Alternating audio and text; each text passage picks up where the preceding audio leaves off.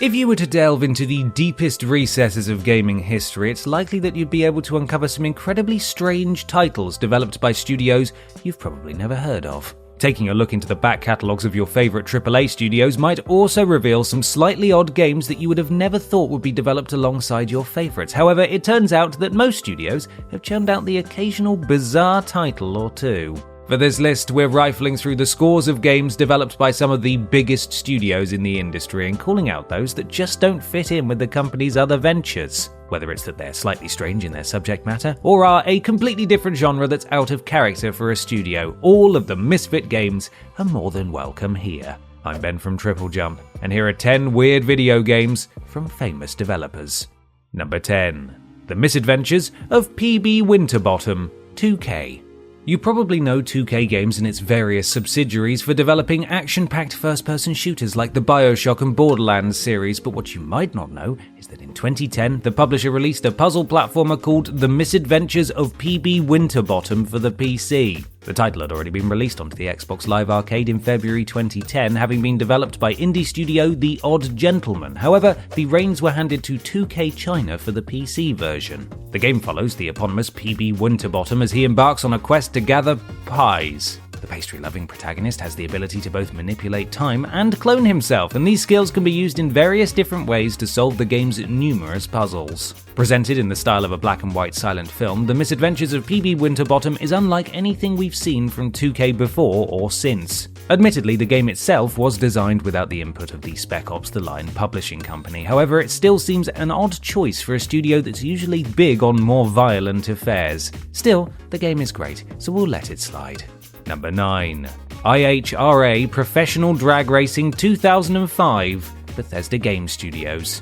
When you think of Bethesda, your mind probably goes to open-world RPGs like Fallout 3 and 4 and the Elder Scrolls series, but you might be surprised to hear that the studio once developed a drag racing game. No, not that type of drag race. Unfortunately for the developer, who are probably quite used by now to producing well-received games, with the obvious exception of Fallout 76, IHRA Professional Drag Racing 2005 didn't go down particularly well with critics, with the Xbox version garnering a pathetic average of just 35 out of 100 on Metacritic. Chief among the complaints was the fact that the sport of drag racing just didn't translate particularly well into a video game, as the actual races were over in mere seconds and didn't actually require that much in the way of player interaction. There were modifications that could be made to the cars, however there wasn't much in the way of instruction to make it clear what the changes did, so many players just ended up somewhat baffled by the whole thing. Clearly Bethesda learned their lesson, as they haven't undertaken such an endeavour since. We still haven't gotten the Elder Scrolls 6 though, have we?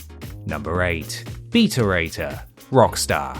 Although music games are nothing new, with the likes of Guitar Hero and Rock Band taking the world by storm back in the 2000s, one might not expect such a title to come from a developer like Rockstar. After all, the studio is generally more notorious for churning out games that outrage the general public, like Grand Theft Auto and Manhunt, so a music mixing title like Beta-Rater seems somewhat out of character. Released in 2009 for the PlayStation Portable and iOS, Beta-Rater features original loops and sounds produced by musician and record executive Timbaland, and allows players to produce their very own music. As out of left field as Beta-Rater was for Rockstar, it was received very well by both critics and audiences. Although it wasn't a perfect piece of music-making software, it did only cost as much as a standard video game at the time, and so even though it was missing a few features that the more serious musician might be looking for the price, it was a decent bit of kit. Beta-Rater was, sadly, Rockstar's first and last foray into the world of music, and with their current schedule occupied with re-releases of GTA 5 and mopping up the fallout from the GTA Trilogy remaster, that doesn't look set to change anytime soon. Number 7. Walt Disney World Quest Magical Racing Tour, Crystal Dynamics.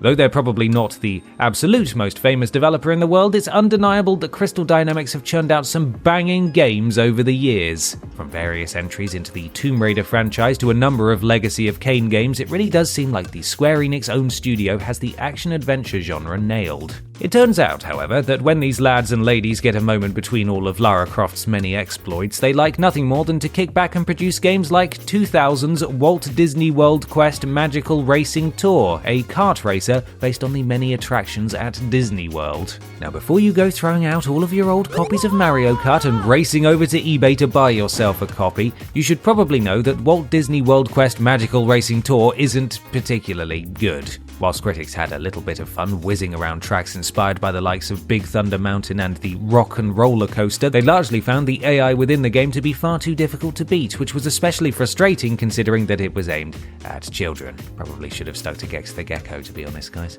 Number 6. Sonic Chronicles: The Dark Brotherhood. BioWare.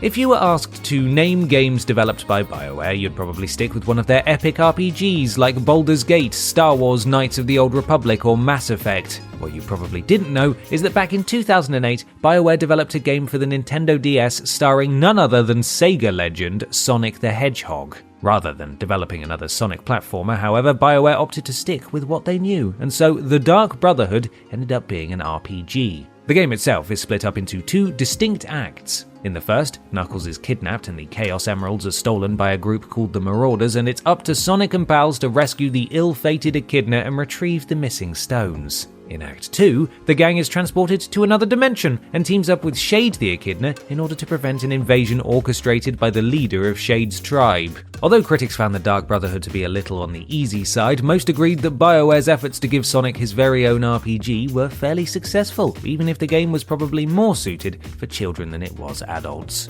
Number 5. Black Dahlia, Take-Two Interactive. Though Take-Two are arguably more famous for publishing games, back in the late 90s the company developed a handful of titles for PC. These varied wildly in nature and included 3D fighter Iron and Blood Warriors of Ravenloft and turn-based strategy title Master of Orion, but undoubtedly the strangest game churned out by the studio was the 1998 point-and-click adventure Black Dahlia. Though the game's story was fictional, it was heavily inspired by the Cleveland Torso murderer and the infamous killing of Elizabeth Short, and ultimately ties the murder of the latter to Nazi occultists. Though that may sound slightly bonkers, neither the Cleveland Torso murderer nor the person responsible for Elizabeth Short's death were ever found, so I suppose it's not beyond the realms of possibility. Much of the narrative is delivered by surprisingly well-acted full-motion video segments, tied together with gameplay that saw players following various leads in the hopes of cracking the case. Despite the slightly macabre subject matter, audiences received Black Dahlia very well, with many critics applauding the game for its strong narrative and focus on puzzle solving over action. Now, if you'll excuse me, I need to go back to working out exactly how Hitler is behind all of this. Number 4. Bram Stoker's Dracula, Traveller's Tales. If you've ever played a Traveller's Tales game before, it's likely that it's one of the many titles among their smorgasbord of LEGO games based on beloved properties such as Star Wars, Harry Potter, or the Pirates of the Caribbean. Back before the studio threw itself into releasing more family-friendly titles, however, they were partially responsible for developing Bram Stoker's Dracula for the SNES and the Sega Genesis, or Mega Drive if you want to get European about this, a game that served as a tie-in for the 1992 movie of the same name. Bram Stoker's Dracula the game is of the side-scrolling platform variety and sees players jumping into the shoes of Jonathan Harker. Assisted by Abraham Van Helsing, who provides our protagonist with a whole bunch of cool weapons, over the course of 6 different stages, Harker must make his way through a number of locations and defeat a plethora of bosses, including Dracula's trio of brides, his dragon, and the bitey lad himself. Overall, the game wasn't completely egregious, and though the Sega CD and MS-DOS versions were slated by critics for being dull and repetitive, the SNES edition developed by Traveller's Tales was praised for its graphics, sound, and just how enjoyable it was to play. Admittedly, it's no LEGO Star Wars, but hey, what is? Number 3. The Death and Return of Superman, Blizzard Entertainment.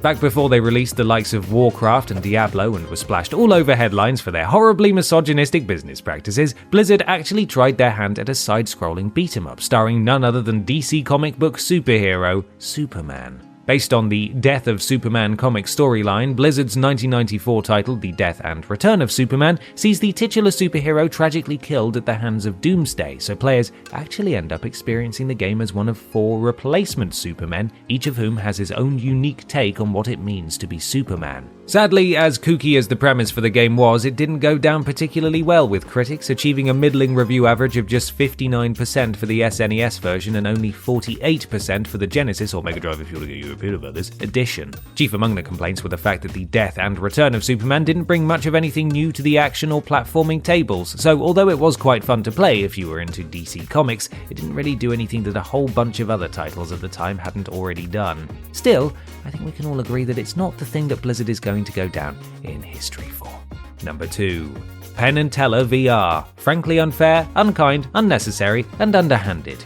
Gearbox. Considering they're most famous for developing titles like the Borderlands series and various other first-person shooters, it might be surprising to know that in 2019, Gearbox both developed and published Penn and Teller VR, frankly unfair, unkind, unnecessary, and underhanded. To say that FU, and U is a bizarre game is a bit of an understatement, as it's unlike anything that we here at TripleJump Towers have ever seen before. The game isn't something that you'd really sit down and play, but is instead intended to be inflicted upon unsuspected friends and family members. The bits within the game vary from having your victim believe you're on the other side of the room when you're actually sneaking up behind them to give them a little fright, to having them smash eggs on a table. In short, the game is meant to be used to prank your pals, so unless you're the kind of person that's okay with inflicting suffering upon your loved ones, then it might not be for you. To be fair, even if you are the kind of person that loves a good trick, Penn and Teller VR has limited appeal. It's fun for a few minutes for those with an Oculus Rift who don't mind losing a few mates though.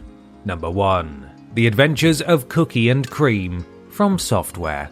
Before anyone asks, yes, we've checked, and yes, it is the same From Software that has, in recent years at least, become renowned for creating games like Dark Souls and Bloodborne that are so difficult they frequently have players lobbing their controllers out of their windows. In complete contrast to any of the Souls-likes churned out by the developer over the past decade or so, The Adventures of Cookie and Cream is a family-friendly title that's so sweet it might just give players tooth decay. The titular protagonists are a pair of bunny rabbits who, upon discovering that the moon has disappeared, embark on a journey to try and retrieve the celestial body or be faced with the prospect of never being able to enjoy their clan's moon festival ever again. In each level, players must guide the pair to the goal within the time limit, all whilst traversing various obstacles and avoiding enemies. Though The Adventures of Cookie and Cream didn't get quite the same critical response as some of From Software's more famous titles, reviewers did applaud it for its innovation, entertaining gameplay, and quirky aesthetic.